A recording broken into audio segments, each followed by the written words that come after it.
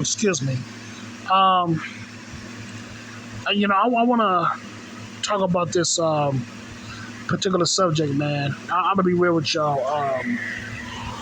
When it comes to these so-called conspiracy theories and all that stuff, because some of these conspiracy theories, man, it's just conspiracy. So don't try to, in my honest opinion, man, don't take a lot of this shit seriously, man, because like I said before, the people who are in charge of this world, they give you a mix of truth and lies. But it's up to you to use discernment in order for you to figure out what is truth and what is a lie. So don't focus on most of your time and energy on these conspiracy theories because it could just be plain out lies. But I do want to talk about this one particular person who helped put me on game because he's not the first person that put me on game. I'm gonna be real with you. The first person who actually put me on game was my father. My father, my blood father, put me on game about what's really going on in the world. And I thank him for that. He will always tell me about the movie called Johnny Mnemonic featuring Keanu Reeves. And he was the first person to tell me that a lot of these factory jobs, they're going to be taken over by robots. And what he mean by robots, he was talking about automation. This man, my father, talked about automation back in 1999. I say it again. My father talked about automation back in the year 1999, 2000. Mainly 1999. He talked about it. And how I know this, my father used to work in the steel mills. My father worked in the steel mills for over 20 years. And he was a supervisor. He was a supervisor for a while in those steel mill factories, in those steel mill companies. He worked for two of them. And he was telling me about automation since 1999, and I was 12 years old. And when it came to Johnny Mnemonic, this man told me about Johnny Mnemonic when I was back in 1997, and I was 10 years old. So my father knew what was going on a little bit. Not entirely, but he knew what was going on. And you know what? May he rest in peace. He knew what was about to happen. He knew the future of America. He knew that a lot of these jobs was going to be taken over by robots. But I digress from that, man. I digress from that. So, but like I said before, the first person who put me on game about what was really going on in the world was my father. Like I said, it was more than. And also, what I said before about Johnny Mnemonic and about the jobs being taken over by robots, he said some more things too. But I'm not going to disclose it because there was so much stuff that he was telling me. But I can't remember right now. But those were the two main things that I remember from my father was telling me. But like I said before, may he rest in peace. There's another person who helped put me on game as well. I ain't gonna lie. It was Professor Griff. Professor Griff from Public Enemy, he also helped me put me on game as well. Because like I said before, the very first person was my father. Now the second person was Professor Griff. Now he was telling me, he was a part of the music industry, so he knows what was going on a little bit. But there was one thing, he said a lot of stuff. He said a lot of things, a lot of stuff that pertains to hidden history when it came to occult history. Not just in the music industry, but just plain history altogether. So he talked about a lot of things, and it basically enriched me to let me know that the term history is basically his story. He's telling you his side of the story, and that's it. And he also put me on game about Michael Jackson's old album called His Story. Even Michael Jackson was trying to give hints and clues to the masses of the people about what's really going on as well. But going back to Professor Griff, what really opened my eyes was that he talked about these two particular books. It's called The 13 Bloodlines of the Illuminati or whatever. I think that's the title of the book. That was the first book, called The 13 Bloodlines. And number 2, The Grand Chessboard, written by Zbigniew Brzezinski. The Grand Chessboard. And those two books, I read some of it. I didn't read all of it. But those two books, in a sense, opened my eyes to what's really going on. The grand chessboard is real. These two books are basically trying to let the people know about what's really going on in this world and who's really in charge. See, like I said before, the elites cannot tell you outrightly what's really going on because number one, it is against their agenda, and number two, is to lessen their karma.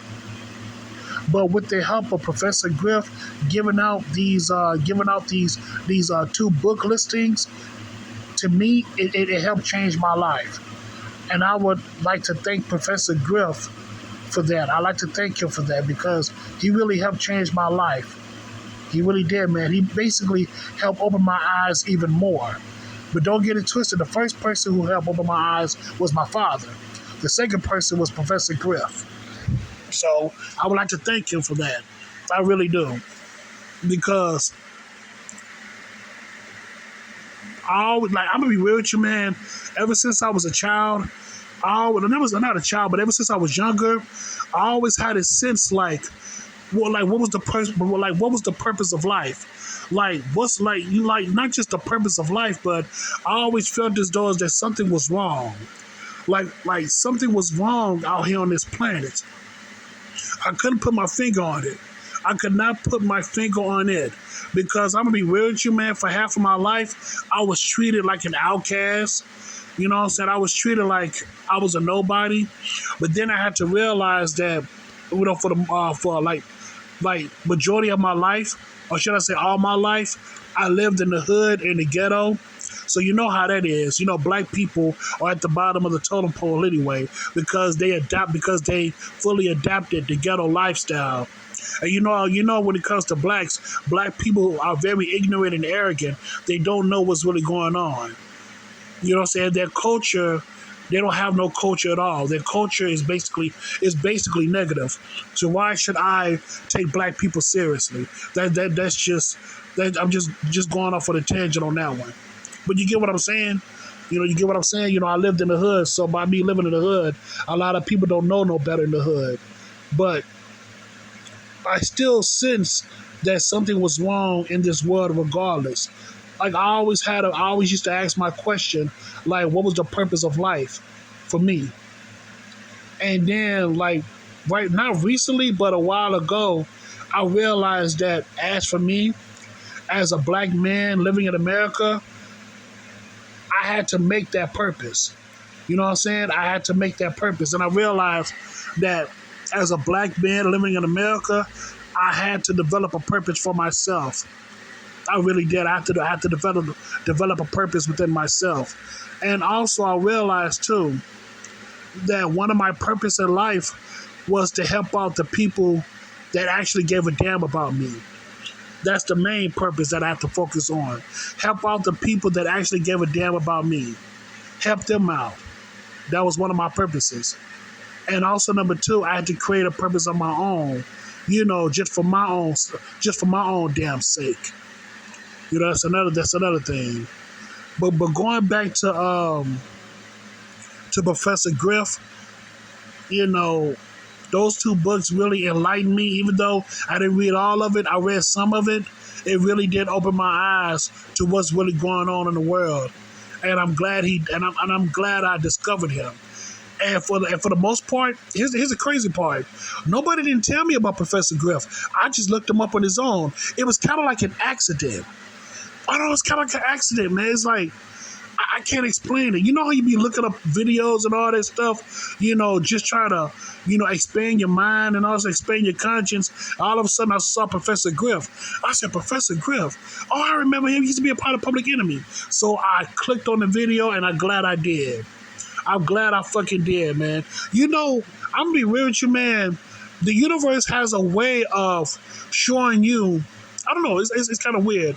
It's like the universe has a way of guiding you to right people or to right things, or it has a certain way to guide you to the right people or right things or right situations. You get what I'm saying? So when it came to me on my computer, by me trying to expand my mind and my knowledge and my consciousness.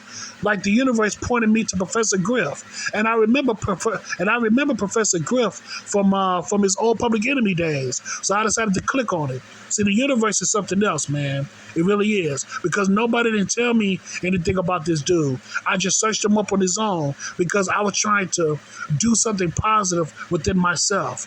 See, that's how the universe goes. Because when you're on your grind, and when the universe knows what you're trying to do, on the right track of life, the universe will guide you to certain people or to certain things in your life to help you on your journey. So I'm glad that I clicked on that video about Professor Griff. But yeah, man. And also too, the grand chessboard, it basically tells you everything. It basically tells you how their structure is. You know what I mean by their structure? I'm talking about their hierarchy. They're telling you how the game is. You know what I'm saying? Not game, but they're telling you how they're using certain puppets to move around the chessboard to make certain moves. You know what I'm saying? They're basically teaching you how they are controlling the things behind the scenes. They're showing you how they are using certain people to push certain agendas. Not only there's a hierarchy, but they're showing you how they moving around the grand chessboard. You know what I'm saying? Dude, this whole world is not only a movie, but it's also chess as well. And what I mean by chess, you have to be very calculating. You have to be very smart. You have to have a fucking you got to have a tactical mind in order for you to really achieve your goals in life. But overall, though, man, they just showing you how they move around in this grand chessboard of life. And when it comes to the 13 bloodlines, they just basically telling you their hierarchy. They're telling you the hierarchy of their families and how they operate. But the grand chessboard, oh my God, they're just showing you how they move in this grand, big ass chessboard of life. And that's all. And that's all I got to say about that, man. That's all I got to say. And I know I'm kind of long-winded about this situation, because usually I don't. But there's so much things that I want to cover up, but I can't think about it right now. But I'm just giving you a glimpse of. Just a little glimpse of what I've known, and what I just said right now in these videos is just a sample of what I know. I'm letting you know right now what I'm saying in these particular videos. I'm just giving you a glimpse of what I know, because this ain't shit. I know a lot more things about what's really going on. But people, like I said before, people won't listen to people like me, and that's okay. As long as I know what's really going on, as long as I can use discernment to break their illusions to see what's really going on, that's all that fucking matters. And that's all that fucking matters. I'm not here trying to impress the people. I'm here to free myself. And what I mean by to free myself, I'm talking about freeing myself from my own motherfucking ignorance and my arrogance. To free myself from my own ignorance. So in that way, I can be truly free. In order for me to truly liberate myself, I have to liberate my ignorance. You get what I'm saying? That is the art of truly living on this earth. But like they said before, sometimes the art of truly living is learning how to die. And what I mean by learning how to die, in my honest opinion, is to conquer my ignorance. And once I conquer my ignorance, I begin to truly live. And that's all I got to say about that, man. That's all I got to say. So yeah, man. So I thank you so much, and have a good day.